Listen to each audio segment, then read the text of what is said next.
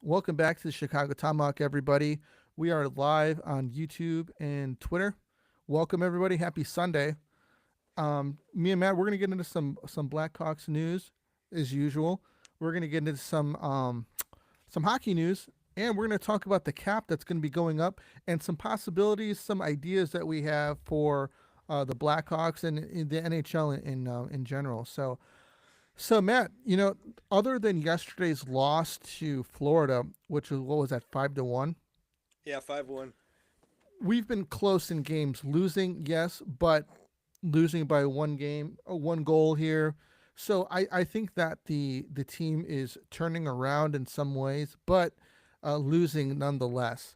Obviously, we have a lot of gaping holes, and if we fill those holes, we'll be able to, I think, be definitely more competitive. But I think that we're in the dog days of winter, and we're starting to see maybe some effort issues in some guys. A lot of people are talking about Connor in the Florida game because he wasn't back checking, and I see that one of two ways. Okay, you know Connor wasn't exactly drafted so that he can come in and be a sulky type of player. He's a point producer, and him being a point producer, he should be thinking about offense. And but at the same time, it's like you should be back checking. You should give a little bit more effort. Say on the in your own zone. How do you feel about that, man? Do you think that Connor maybe not giving 100%, going back to back check is a problem, or should he truly be focused only on offense, especially considering the Blackhawks' offensive woes? Well, yeah, it came back and bit him because they scored that goal. Yeah, And of course, he's getting which makes called it out by worse. the media and everything like that. But yeah, he's offensive minded guy. He's like Kane. Kane was here for to create offense. He wasn't a Jonathan Taves type sulky guy. So pretty much, I hope he develops better with the defensive side. I'm sure it's in his mind already. Like, yeah, I got to be better at that. And he's a workhorse, man. I think he's going to develop fine. Yeah, I think he is too. I just think that um, I'm in the camp of him focusing on offense and creating offense for his team. Like that unreal snipe that he had, dude, Oh, yeah. versus the Canes. I mean, I was watching Tampa. some. Yeah. Oh yeah, it was Tampa. Yeah. I was watching. They said that there was a 3.5% chance that he could make that shot, and he did. And I mean, it was essentially just their shoulder. The goalie's mask was kind of like right there, and it went right in between the goalie's mask's shoulder and into the corner. It I didn't hate even those hit, goals. dude. It didn't even hit the bar. It just went like right through. You see a lot of that now. These guys, they get a little bit of daylight and they bury them. And this RVH goaltending style, it's really got some holes. That's for sure. What does RVH mean? It's like the reverse. Reverse. They play deeper in the net. That back in the '90s, it was called overlap. Like you'd see guys more challenging, so be different. Oh, okay, okay, yeah. Um, Obviously Sidney Crosby and Patrick King come to mind because, but more impressively, they do it on the backhand, getting into Oh that God, that yeah. top corner, which you wouldn't even think that they'd be able to do that. But I kind of Well, digress a look little at bit. Gretz. He would bank it off the little opening if the goalie wasn't hugging the post. Just if he moved up a little bit, he would just bank it right back off the leg. That's how Oh good he wow, was. Yeah. dude, he was just on another level, man. I don't like how they play it because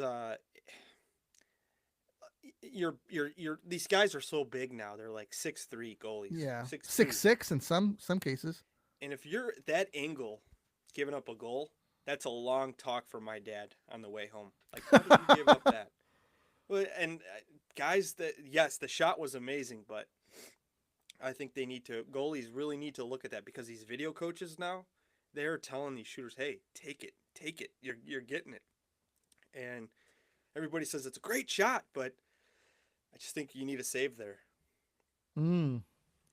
Yeah, dude, I can't really blame it on the goalie, man. Honestly, that is such a I do because that you didn't see those in the '90s or right. even the early 2000s. You didn't see them. The guys were out. hugging the post, standing up. No one would even attempt that shot because it'd be an easy freeze for the goalie and a whistle face off or a turnover. And you don't see them now. It's they play so tight deep in the net, and they're exploiting it. Especially guys like Bedard, he will find those little tiny holes. Yeah, I mean that's just kind of like how the times are nowadays with Yeah. guys are the skill level as the game changes and as goalies change. I would think that shooters are going to change and doing things differently than what guys weren't doing say 10, 15 years ago. Yeah, well, that too, but that's just how they're teaching the young kids, and they're just coming up, and it's the only way they know. I Hmm. never seen Brodeur give up goals like that. Never seen Belfort give up goals like that. Yeah. What did Messier have to say? Oh well, he just called out the effort of Bedard, and he was right about that. Uh, him and PK were kind of going off about they should bench him to teach him a lesson, and he's going to be a bad locker room guy if something a little bit over the top. And it's like, okay, guys, you said your thing, let it go. We're not Philly. We're not going to bench the young kid because we can't afford to bench anybody. You can't afford to bench your best player. Philly, Yeah, I mean, he's not the top dog in Philly. You could get away with that teaching him a lesson, but you sure. can't do that here. Yeah, I mean to be honest with you, I mean Bedard does give effort, man. So it's not like Ah, it's a lack of effort from the guy. guarantee you he's hard. He was the hardest on himself. I mean, in that locker room, he was like, God, I fucked that up. You know, he probably apologized to the team, but to say he should get benched is insane. I think. Yeah, it is. But the effort, Messier calling out his effort is fine. You can have a take. You got a right to say what you got to say, but to keep kind of saying like it's a bad locker room type of thing if you don't punish him, we're not there, dude. We're a rebuilding team. We're gonna see tons of mistakes, but and in Philly's different. Torts is different. He's a different animal. He expects perfection from these guys, and he wants his Russian to he wants him to play a certain way, and the Russians kind of free burden it a little bit, and he's getting Yeah. benched. So you frick around, you find out with Torts. Yeah, I think that's a very different situation being there with Torts and having him. I think that he's like his intentions are well of what he's trying to do. You know, he's trying to create a new a culture there, and wants guys to play a certain way. You know, play the right way, and you know this Russian has probably never had anybody tell him, you know, not to play the way that he's playing because he's always been elite at, you know, everywhere that he's gone. Not a knock on Torts, but do you think that Torts needs to kind of adjust his coaching a little bit? No, because he's still here, and you know it. I think he's got over like 500, 600 wins or whatever it is, and Yeah. he's not going to change now. That's for sure. That's not And teaching and the old dog. players like they're younger, they're more entitled and stuff like that, and it's kind of clashing a little bit. So, you know, now that you mentioned that, you know, we've talked about this a little bit before. You know, how long is it before these new guys kind of force some of these old coaches out? New coaches or new No, no. How players? how often do you? How soon would you say like these younger players coming in? You know that I would probably say the Matthews, McDavid generation is probably like that line of where kids have a bit of a different attitude coming into the league, and they've been in the league for about 7 to 8 years now. So I 10, would. right? No, Yeah, well, yeah, we're getting close yeah, to that. Yeah, you could. Yeah, 10. maybe We'll just more. say Yeah, 10. yeah. We're getting to another generation now. How long, and these guys are probably more entitled than they were. How long is it before these young phenom players that are coming in that do not relate to some of these much older coaches, say like Torts? I think Torts is like 63. This You could know, be his last ride. I think with yeah. Philly. Yeah, Okay. I think he might. Maybe he'll get something like a. I don't think he's gonna go for a cup, but I think this is his last chance at probably a cup with Philly. It's gonna. I still think they're a couple years away, but yeah, a lot of these guys like, geez, who's left with the old guard? You know, Yeah. you got. I think Cooper is probably the man. I'd say him and Rod Brindamore.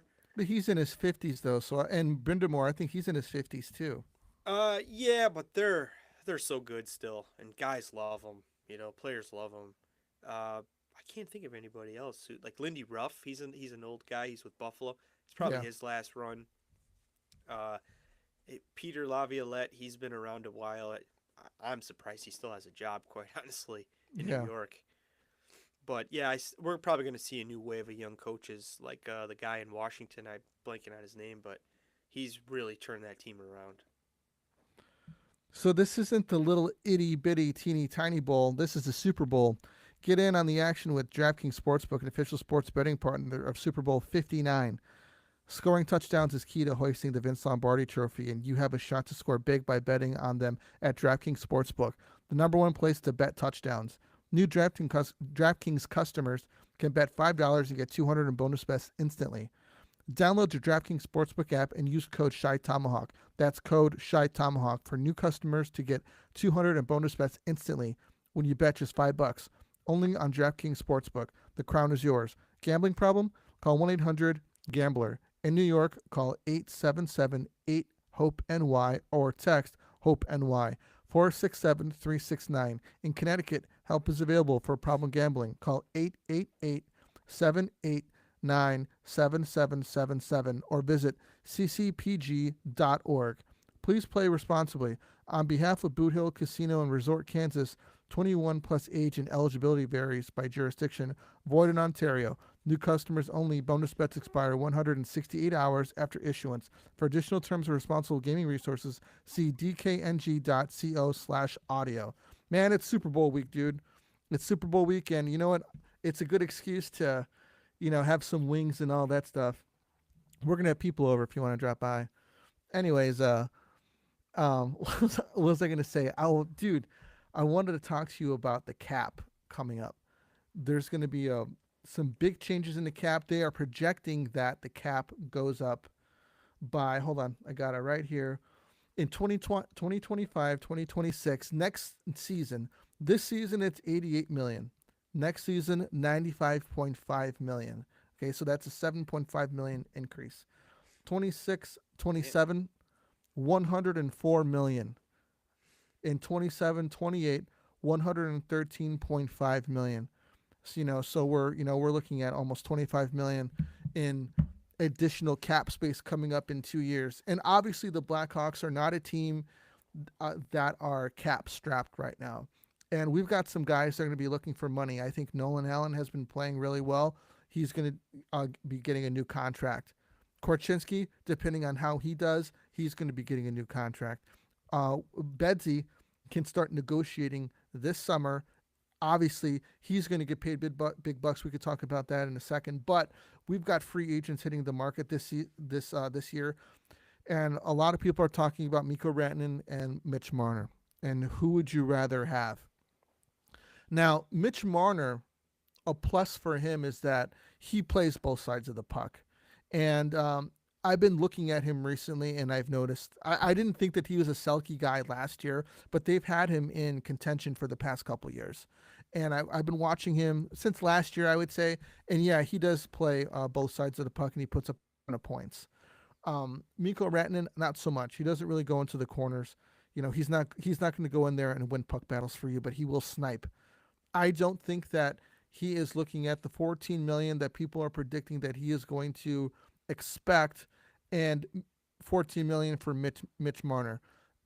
What kind of contract would you offer them, considering that the cap is going up exponentially in even next year? It's going up by 7 million, but it's going to be 25 million within the next 3 years. So are they going to both be 29, right? Yeah. I would give him that 14, maybe 15 for, Rantanen too. yeah, for less term.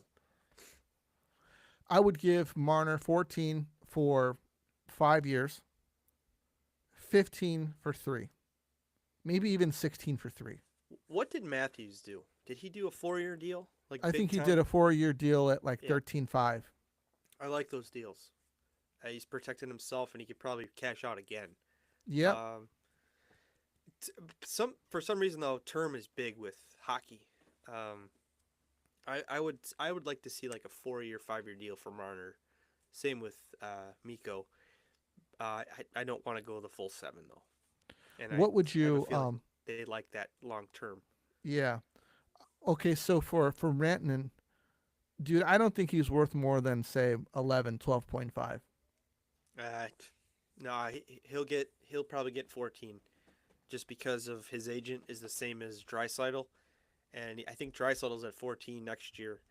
Bowman paid him, uh, and he's won a Stanley Cup, and he's a good playoff guy. I honestly think he's going to stay with Carolina. I think Carolina's got a lot of cap off the books next year, and they got him early, which I like that. That's gutsy, and they got more time to negotiate and kind of sell the team. If you know, like you got Aho's a fellow Finn. Um, they got time, so I like that move for them. I think that I still think they need goaltending because it kind of fails them in the playoffs, but they got a superstar. They've never had that. So I think he's going to end up going there. Same with Mitch. Mitch could now that the cap's going up. Tavares' big contracts off the books. He'll probably sign cheap, and I think Mitch will likely stay in Toronto. He's a Toronto kid, and him and Matthews are like best buddies, kind of like Kane and Taves back in the day.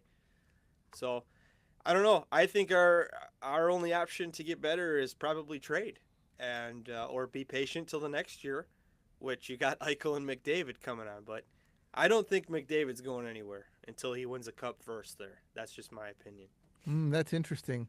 Eichel, I think could be a decent fit. He's pretty good at the faceoff dot. Yeah, just I don't know. I think Bedard needs something different because he's the main piece here. I think I wouldn't say Eichel should be the only guy. Yeah.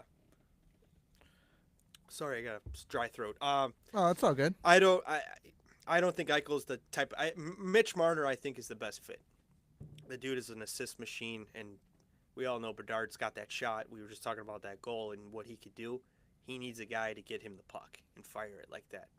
So ideally, I think Mitch is the best out of all three. I'm still on this. I know people hate it, but I'm a big Pettersson guy. I don't think he's going to go anywhere now that JT Miller's out. But he's 100 points. Last year or 2 years ago? I think, and he plays center, which is big, and he's a good two-way guy too. And I think he's a pass-first guy, which Bedard needs. And if the Hawks can make it happen, I'd absolutely love to see it. They could also put an offer sheet out to somebody. That's the rumor. They got that third-round pick from Carolina back. It was ours. I looked at the list. I think the best available guy is that Wyatt Johnson from Dallas. But what do you do? What do you offer him? I mean, you're probably gonna have to overpay so Dallas can't match it. And he's still young. He's a good player for sure, but is it worth it? You're gonna give up first-round draft picks for I think depending on the salary you have to give more. First round, third round, so on. But I think it might be safer to just trade a first-round pick to get an established guy like Pettersson, and you don't have to worry about coughing up so much draft capital. Yeah, that's true. That's a really good point. I'm just curious. When we brought in Hossa, he was perfect. He's exactly what we needed. And what exactly do we need? Who is one guy? This may take a couple years. We might need to sign somebody this year and sign somebody next year too. Yeah, I mean, I would love to. Like you just said before. Hossa was Campbell. We brought in that really good puck-moving defenseman, and he actually ended up being a really good defensive defenseman. Yeah, he did. Keith and him kind of flopped, and Keith kind of was that guy who wanted to move the puck up. But ended up being a huge part of the Stanley Cup run. I mean, your top four, Keith, Siebes, Hammer, and Campbell. It's Soupy. Great top four right there. And then you got to just, sit on the edge when Nick Boynton and somebody else was out there. It was like, oh, geez, get these guys off the ice. But same with Roosevelt back in a couple years later. Him and Timonen, oh, my God. Oh, I know. I was like, dude, give me a beer. I'm chugging this thing when these guys are out in the ice. But It'd be nice to make a splash and then make another splash, and you're gonna have to make trades. I mean, we traded Rutu for Lad, huge part of the checking line, and Sharpie for Ellison. Stuff like that. Yeah. Yeah. We'll have to see, man. I just wanted to talk about the cap going up really quick. It actually puts the Blackhawks in a really good spot, but it also helps other teams as well Yep, because it gives them cap relief. it's good and bad. And Yep. they need to start building something where guys want to come here and they see like, hey, you know what? They're doing something over here. They're pretty close. I mean, they're staying pretty close with some top teams in some of these close games, and we really don't have much going on like on the roster. I think getting rid of Hall was a good idea because it gave Landon Slaggert a slot, and he's been really good on both sides of the puck, and I really like him. So He looks like Hagel, Brandon Hagel. he Doesn't he? does. He's got the same skating like technique too. He's a worker. Yeah, he Yeah, is. He's you not as like fast guys as like that. Hagel. I wanted to bring that up. He's not Yeah. as fast as Hagel. He even looks like Hagel a little He's got bit. that flow going. I got a Yeah. little bit going on. You can't see, but yeah, Yeah. yeah, he looks good. You got the feathers out there. I do. I got a little bit of the yeah. Got it going on a little bit. Well, cool, man. We have a question from one of our listeners, the tapeworm. She asks, "Hey guys, I'd love to hear your opinion on this four nation situation. With teams trying to make a push for the playoffs, is it bad timing? The risk of injuries for unnecessary games, is it worth it? Granted, injuries happen in necessary games, and that's life. Plus, players off for 2 weeks getting rusty just before the playoff push. I appreciate your opinions on the matter. Do you want to go first on this? That's a good question. Well, look at Petrangelo. He backed out because he wanted to heal up for playoffs, and he's putting his team first. The guys who are writing them the checks. Um, I'm kind of going off topic a little bit, and I've heard this before. I don't think it's best on best when Russia's not involved. I don't know how you Sure. feel about that. Sure. No, I agree. Yeah, but if a guy's hurt, absolutely, I would take the time off. A lot of the guys go on vacation, they're playing and stuff, but it's an honor to play for your country. I get that, but like say if it was Bedard in there, I'd be all over it. We're last place team. I'm going to be playing some competitive hockey, but most of these guys are in playoff hunts and stuff like that. I worry about Matthews. He says he's good to go, but he's been in and out of that lineup a lot. So I wonder. Yeah. I wonder. There's probably something lingering with him. I think, with the timing of it, I don't think that the timing is good. I think that the heart is in the right place and getting something like this started and going, but I don't really think that it's really going to allow the best of the best to kind of buy in, to go on ahead and go all out on this tournament when they know that a lot of these guys have had the playoffs coming up in 3 months, and that's going to be another grind for them. So do they really want to put themselves through a grind in the middle of the season? It's already an 82 game season, and then a grind through the playoffs. So I think that the timing is bad. I think if they were smart, they would. What do you think about midsummer hockey, man? I was just gonna say the timing, maybe after the Stanley Cup playoffs, but a lot of the guys are drained. Yeah. It's almost like better to do a preseason type of thing. Yeah, like in September, where Mhm. they have this tournament, and then dudes can hit camp and like, hey, we're 2 weeks in, and we've already got some of our conditioning done. We're ready to go. Kind of like a Yeah. tune up before camp. Yeah, there's going to be guys like, am I going to take this shot from so and so? Probably not. I'm going to let this one by. Yeah, They don't want to get hurt. I don't blame them, but sure. I don't know. I like the All-Star game, dude. Bring back the East versus West. Just make it simple. None of this 3-on-3 shit. Sure. Yeah. Well, all right, everybody. That's all they've got for you this week. Have a good time with the Super Bowl. Thanks for tuning in on live. If you guys have any questions, hit us up on Twitter. We will, we'll grab those questions. We'll put them in here, or, we'll have you on live if you want, and we can talk some hockey, chop it up a little bit. So have a good rest of your weekend. Happy Sunday, everybody. And you guys take it easy. This is the Tomahawk. We're out of here.